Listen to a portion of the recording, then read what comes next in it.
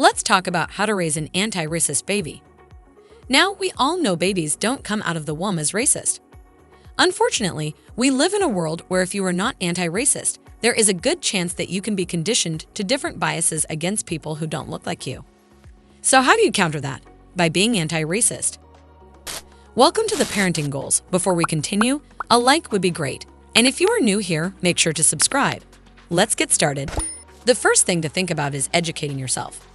In order to teach your kids how to love other people, how to celebrate differences, and how to be kind to their fellow man, you have to know how to do that as well. Educate yourself about what racism is and isn't.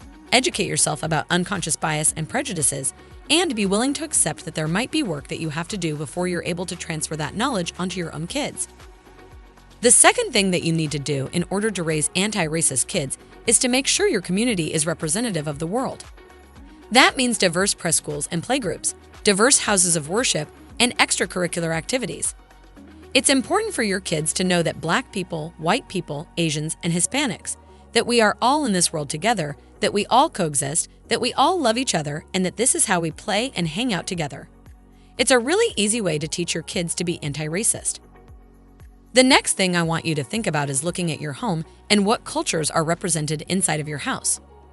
What sort of books are your kids reading? What kind of toys are they playing with? What kind of television shows are they watching?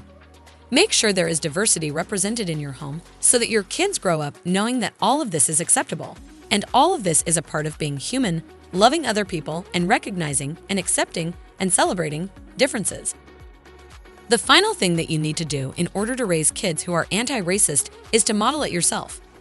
If you aren't kind and loving and accepting to other humans, your kid is going to pick up on that. So that's why it's important for you to recognize if there are different biases you have against certain cultures that maybe you were brought up thinking about. These are things that as parents we have to be aware of, and we have to do the work to make sure our kids don't take on those same biases.